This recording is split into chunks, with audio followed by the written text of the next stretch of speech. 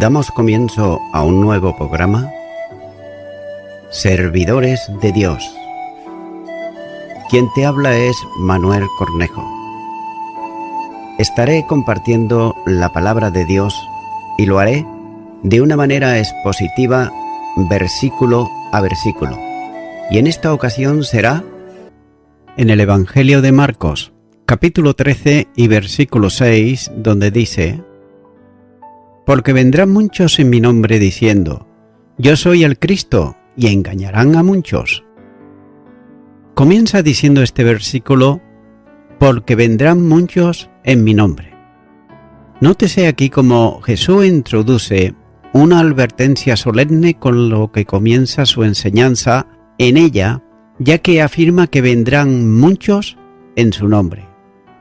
Y en ese sentido debería de entenderse como falsos profetas que se presentan al mundo como enviados de Jesús, pretendiendo tener su autoridad y además actuando en su nombre como si fuesen comisionados por él. Sigue diciendo este versículo, diciendo yo soy el Cristo. Estos dicen que yo soy. Vemos, sin embargo, el paralelo según San Mateo y se lee: porque vendrán muchos en mi nombre diciendo yo soy el Cristo. Mateo 24 y versículo 5. El Señor advierte que muchos engañadores vendrán en su nombre y se manifestarán además como falsos cristos, con un solo objetivo, ¿y cuál es? Engañar a muchos. Y no hace falta entrar en mucha investigación personal para entender lo que el Señor decía, ya que será suficiente con anotar las explicaciones que el texto bíblico del Nuevo Testamento está dando sobre ellas. Y el apóstol Juan dice en su primera epístola que el espíritu del anticristo está presente continuamente en el mundo. Primera de Juan, capítulo 2 y los versículos 18 y 19 dice: Hijitos, ya es el último tiempo y según vosotros oísteis que el anticristo viene, así ahora han surgido muchos anticristos. Por esto conocemos que es el último tiempo. Salieron de nosotros, pero no eran de nosotros, porque si hubiesen sido de nosotros, habrían permanecido con nosotros.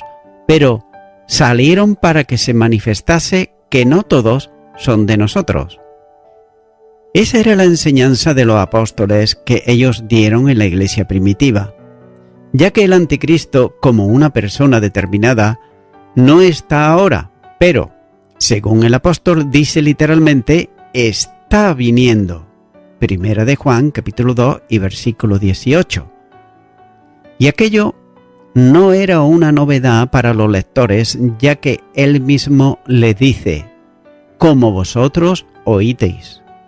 Y es por eso que los apóstoles aclaran el sentido que Jesús dio a su enseñanza, desarrollándola luego en la iglesia.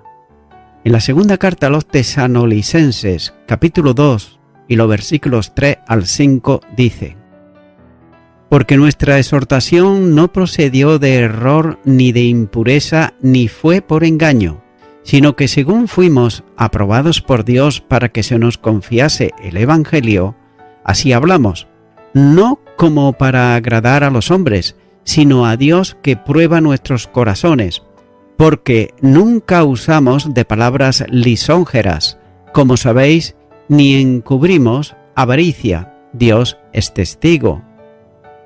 Según el apóstol Juan entendió de las palabras de Jesús, que hay un progreso en relación con el sistema de oposición a Cristo, que si bien aparece en orden inverso en las referencias de sus escritos, se aprecia por otro lado perfectamente, ya que, en primer lugar, dice que está el espíritu del anticristo.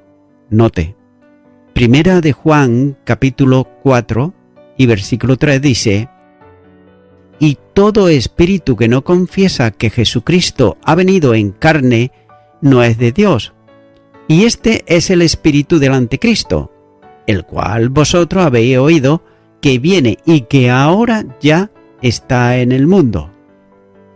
El segundo es los anticristos. Primera de Juan, capítulo 2 y versículo 18. Hijitos, ya es el último tiempo y según vosotros oísteis que el anticristo viene, así ahora han surgido muchos anticristos. Por esto conocemos que es el último tiempo. Y en tercer lugar vemos el anticristo. Primera de Juan, capítulo 2 y versículo 22 dice: ¿Quién es el mentiroso sino el que niega que Jesús es el Cristo? Este es anticristo, el que niega al Padre y al Hijo. Que el anticristo vendrá es confirmado por la presencia en un tiempo anterior a su manifestación de muchos anticristos. Y además lo hacen con el mismo espíritu del anticristo, buscando por todos los medios engañar a muchos y también de desviar la atención del pueblo de Dios del verdadero Cristo, para llevarla hacia quienes, mintiendo, se presentarán a sí mismos como el Mesías esperado. Sin embargo, a la luz de la palabra de Dios, llegará el tiempo en que se manifieste en el mundo el anticristo, al final de la historia presente, ya que vendrá en el cumplimiento histórico del tiempo anunciado en la profecía de Daniel, en la última semana del tiempo determinado para tu pueblo, es decir, en relación con Israel. Daniel, capítulo 8 y versículo 23 dice: Y al fin del reinado de estos, cuando los transgresores lleguen al colmo, se levantará un rey altivo de rostro y entendido en enigmas. Y note que no aparecerá hasta que comience el día del Señor.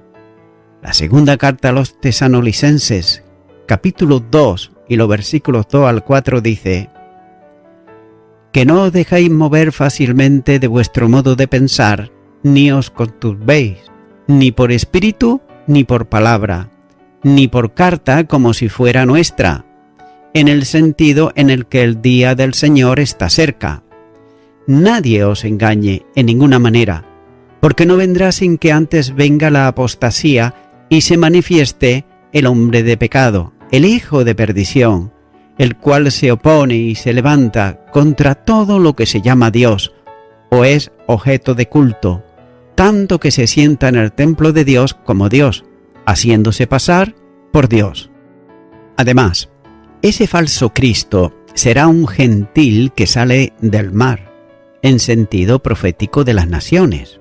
Apocalipsis, capítulo 13 y versículo 1 dice: Me paré sobre la arena del mar y vi subir del mar una bestia que tenía 7 cabezas y 10 cuernos, y en sus cuernos 10 diademas, y sobre sus cabezas un nombre blasfemo. También surgirá un líder del imperio reconstruido, por cuanto se anuncia como el gobernante de un pueblo que destruyó Jerusalén. Daniel, capítulo 9, versículo 26 dice: Y después de las 72 semanas se quitará la vida al Mesías, mas no por sí, y el pueblo de un príncipe que ha de venir destruirá la ciudad y el santuario, y su fin será con inundación, y hasta el fin de la guerra durarán las devastaciones. También será cabeza de la forma final del dominio gentil. Apocalipsis capítulo 13 y versículo 12 dice: Y la bestia que vi era semejante a un leopardo, y sus pies como de oso, y su boca como boca de león. Y el dragón le dio su poder y su trono y grande autoridad. Además era cabeza de un poder confederado. Apocalipsis capítulo 7 y versículo 12. Y los 10 cuernos que has visto son 10 reyes, que aún no han recibido reino, pero por una hora recibirán autoridad como reyes juntamente con la bestia. Su influencia será mundial sobre las naciones. Apocalipsis capítulo 3 y versículo 8 dice: Y le adoraron todos los moradores de la tierra, cuyos nombres no estaban escritos en el libro de la vida del Cordero, que fue inmolado desde el principio del mundo. Y no solo eso, sino que será un hombre brillante, inteligente y además persuasivo. Daniel, capítulo 8 y versículo 23 dice: Y al fin del reinado de estos, cuando los transgresores lleguen al colmo, se levantará un rey altivo de rostro y entendido en enigmas. Será también sutil y además astuto. Daniel capítulo 8 y versículo 25, la primera parte, dice: Con su sagacidad hará prosperar el engaño en su mano. También firmará un pacto con Israel, momento en el que comenzará a correr el tiempo de la última semana de las 70 semanas anunciadas en su profecía. Daniel, capítulo 9, versículo 27 dice: Y por otra semana confirmará el pacto con muchos. A la mitad de la semana hará cesar el sacrificio y la ofrenda. Después, con la muchedumbre de las abominaciones, vendrá el desolador, hasta que venga la consumación, y lo que está determinado se derrame sobre el desolador. Esencialmente el pacto ofrecerá a Israel, el rebelde, lo que esperaba del Mesías: una paz, una garantía de práctica religiosa y además de territorio. Y la consecuencia entonces será que, como en el transcurso del tiempo hicieronlo ante Cristo, engañará a muchos. Y note cómo Jesús advierte a los suyos que estén atentos a este fenómeno de engaño. De ese modo, años más tarde, el apóstol Juan hace la misma advertencia en sus escritos cuando dice: no creáis a todo espíritu. Primera de Juan, capítulo 4 y versículo 1. Y note cómo ambas advertencias, tanto la de Jesús como la de Juan, tiene como propósito que los creyentes dejasen de creer o dejasen de confiar en quienes procurarían engañarlos con sus palabras. Ya que sin duda alguna existe siempre este peligro, que es el de dejarse engañar por seductores. Y hay dos esferas espirituales que están constituidas. Por un lado, la del Espíritu de Dios que mora en el creyente. La primera carta de Juan, capítulo 3, versículo 24, dice: Y el que guarda sus mandamientos permanece en Dios, y Dios en él. Y en esto sabemos que Él permanece en nosotros, por el Espíritu que nos ha dado. Pero por otro lado, y nótese, la de los espíritus diabólicos que controlan a los falsos maestros. La primera carta de Juan, capítulo 4 y versículo 1, dice: Amados, no creáis a todo espíritu, sino probad los espíritus si son de Dios, porque muchos falsos profetas han salido por el mundo. Y note que estos falsos profetas, estos falsos cristos, se tratan de personas que son movidas por el control de los demonios, es decir, ángeles caídos que procuran llevar a cabo el propósito satánico de oposición a Dios. Por tanto, la advertencia de Jesús es también el eco de la profecía en la que Dios pide, por medio de sus profetas, igual atención en momentos en que habían aparecido quienes, revestidos como profetas, anunciaban mensajes muy bonitos, muy espléndidos, de agradable oír, pero sin embargo eran mensajes falsos al pueblo de Dios. Jeremías, capítulo 29 y los versículos 8 y 9 dice: No os engañen vuestros profetas que están entre vosotros, ni vuestros adivinos, ni atendáis a los sueños que soñáis, porque falsamente os profetizan ellos en mi nombre. No los envié, ha dicho Jehová. Y esta misma advertencia le hace el apóstol Pablo como advertencia a los creyentes en la iglesia, cuando dice escribiendo en la primera carta a Timoteo capítulo 4 y versículo 1: Pero el Espíritu dice claramente que en los postreros tiempos algunos apostatarán de la fe, escuchando a espíritus engañadores y a doctrinas de demonios.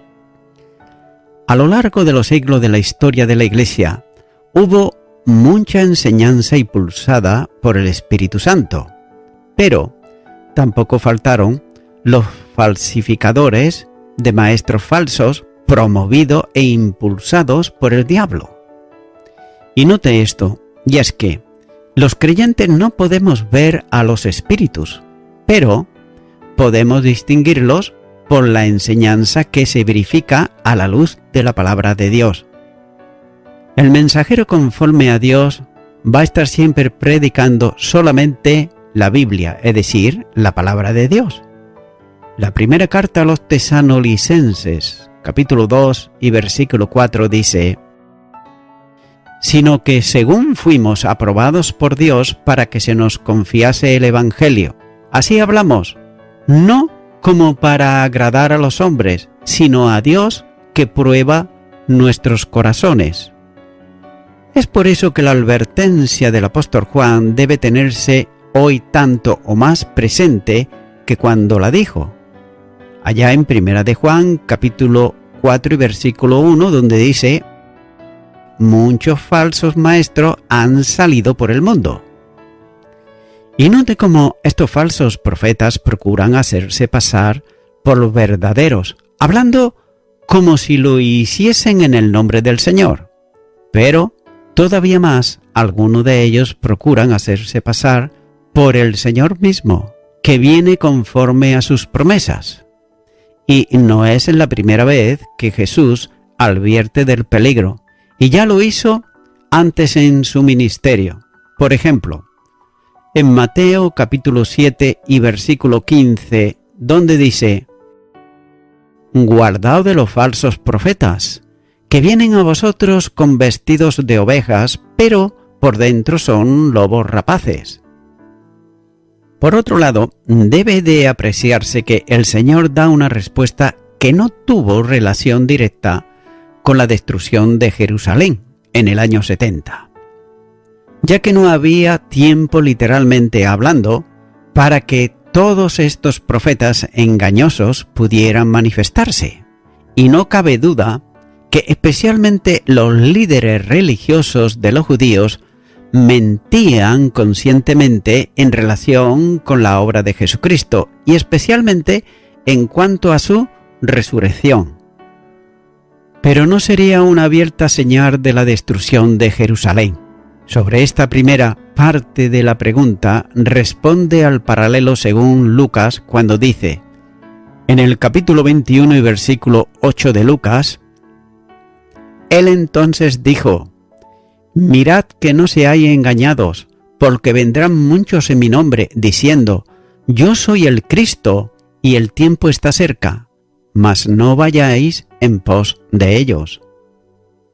Por tanto, esta advertencia que el Señor estaba proyectando, podemos apreciar que la respuesta a una manifestación escatológica mayormente aplicable también a los tiempos próximos según el contexto profético, a su segunda venida, ya que la evidencia descansa en la revelación que en ese sentido se hace especialmente en Apocalipsis, donde, superada la presencia de muchos anticristos en el tiempo, se manifestará el anticristo, que culminará el engaño diabólico en el mundo y actuará directamente contra el Señor. Apocalipsis capítulo 6 versículo 2 dice: y miré, y he aquí un caballo blanco, y el que lo montaba tenía un arco, y le fue dada una corona, y salió venciendo y para vencer. Imitación máxima de una apariencia semejante a aquel que, en el final de tiempo, vendrá montado en un caballo blanco para destruir la fuerza del maligno y también establecer su reino. Apocalipsis capítulo 19 y los versículos 11 al 16. Entonces vi el cielo abierto, y aquí un caballo blanco, y el que lo montaba se llamaba Fiel y Verdadero, y con justicia juzga y pelea. Sus ojos eran como llama de fuego, y había en su cabeza muchas diademas, y tenía un nombre escrito que ninguno conocía, sino él mismo. Estaba vestido de una ropa teñida en sangre, y su nombre es el Verbo de Dios. Y los ejércitos celestiales vestidos de lino finísimo, blanco y limpio, le seguían en caballos blancos, y de su boca sale una espada aguda, para herir con ella a las naciones, y él la regirá con vara de hierro, y él pisa el lagar del vino, del furor y de la ira de Dios Todopoderoso. Y en su vestidura y en su muslo tiene escrito este nombre: Rey de Reyes y Señor de Señores. La primera venida del Señor Jesús fue una manifestación sin hacerse notar. Note ya lo que dice en el Antiguo Testamento, en Isaías, capítulo 42 y versículo 2. No gritará, ni alzará su voz, ni la hará oír en las calles. Pero por otro lado, vemos que los falsos cristos llamarán la atención de las gentes y lo hacen para atraerlas a ellos y conseguir engañarlos, consiguiendo su propósito con muchos, ya que vienen disfrazados como su padre el diablo hace, mostrándose como ángel de luz. El apóstol Pablo, en su segunda carta a los Corintios, capítulo 11 y versículo 4, dice: Porque si viene alguno predicando a otro Jesús que el que os hemos predicado, y si recibís otro espíritu que el que habéis recibido, u otro evangelio que el que habéis aceptado, bien lo toleráis. Y todo esto culminará finalmente con el supremo engaño que hará el anticristo, especialmente en relación con el pueblo de Israel, ya que los judíos esperarán, como siempre han esperado, un libertador nacional. Miqueas, capítulo 5 y versículo 2 dice: Pero tú, Belén, Éfrata, pequeña para estar entre las familias de Judá, de ti saldrá el que será Señor en Israel, y su salida son desde el principio, desde los días de la eternidad. Y en el Nuevo Testamento, en Mateo capítulo 2 y versículo 4, dice: Y convocados todos los principales sacerdotes y los escribas del pueblo, le preguntó dónde había de nacer el Cristo. El anticristo se presentará a ellos como tal, engañando a quienes no forman parte del remanente fiel, escogidos por gracia divina, que no caerá en el engaño de quien se presentará como Salvador de la nación. Y esta advertencia de Jesús es también para nosotros en este tiempo actual, ya que muchos vienen a las congregaciones cristianas con mensajes que no están plenamente confirmados por la palabra de Dios, y muchos llaman la atención sobre manifestaciones de poder extraordinarias, para desviar, por otro lado, el pensamiento de los creyentes hacia ellos mismos. Asuntos, por otro lado, que ni siquiera se mencionan en las Escrituras, pero que ellos la dicen como si fuera tal, ya que son presentados como obras poderosas del Espíritu Santo, cuando en realidad son meras apariencias del hombre y muchas veces con poderes que no tienen nada que ver con Dios. El Señor nos advierte a estar atentos a estos engañadores. Y voy concluyendo con esto. En el siglo I aparecieron una serie de figuras mesiánicas que reunían seguidores y hacían varias afirmaciones también mesiánicas. Por ejemplo, en Hechos de los Apóstoles capítulo 5, vemos ahí como el fariseo Gamaliel describe a un hombre llamado Teudas, que pretendió como dice, ser alguien. Y hasta reunió 400 personas en torno a él, que al final fueron, todos ellos, dispersadas y además ejecutadas. También habla de un tal Judas, el Galileo, que dirigió una revuelta en contra de los impuestos romanos en el año 6 después de Cristo. Y este Judas también fue ejecutado y sus seguidores dispersados, como así señala Hechos de los Apóstoles capítulo 5 y los versículos 36 al 37. Y en el capítulo 21 de Hechos de los Apóstoles y capítulo 38, vemos que aquí que Pablo se le confunde con un egipcio que llevó a 4.000 hombres al desierto, a algún tipo de acto mesiánico allí. Y vemos que, por otro lado, el historiador Josefo hace referencia a este mismo egipcio, afirmando que tenía 30.000 seguidores.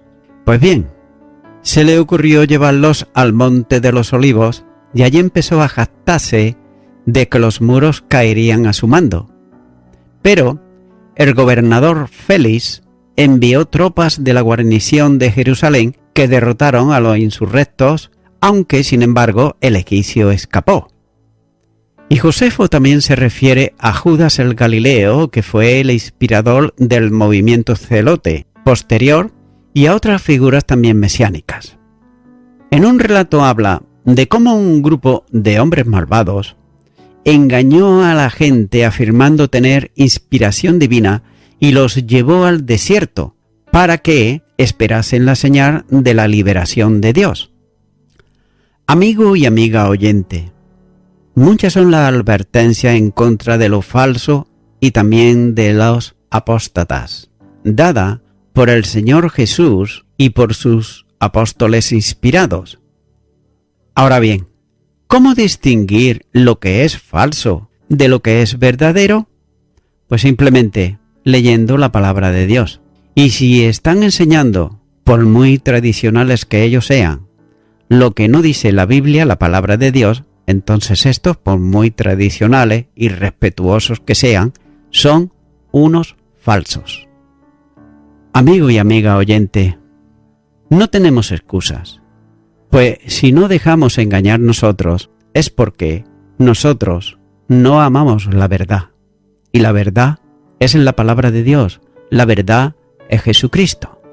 Por eso, mi amigo, mi amiga, si tú quieres venir ahora a la verdad, no es una cosa, sino que es una persona, es la persona de Jesucristo, el que dio su vida en la cruz del Calvario, por tus delitos, por tus pecados y por los míos también, cómo no. Por ello, yo te animo a que hagas una oración de fe ahora conmigo y repita ella donde estás y di: Señor Jesús, te confieso que hasta ahora he seguido todo aquello que me han dicho los hombres, sin preocuparme lo que tú dices en tu palabra. He hecho cosas que tú aborreces, pero yo pensaba que no era así. Te pido perdón por todos mis pecados y me arrepiento de ellos y te recibo ahora a ti, Jesucristo, como mi único y suficiente Salvador. En el nombre de Jesús. Amén.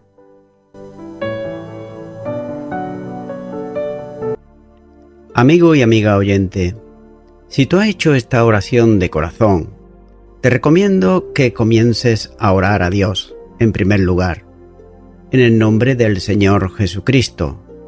Orar a Dios no es rezar, sino que es hablar con una persona.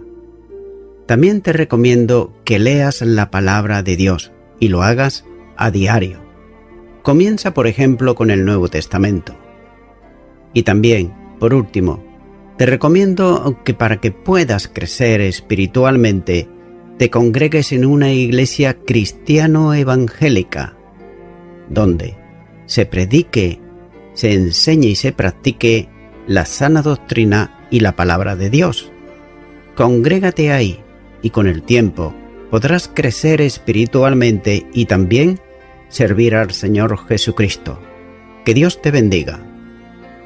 Y a toda la audiencia, nuevamente ya me estoy despidiendo de todos ustedes y será hasta el próximo programa. Que Dios os bendiga a todos.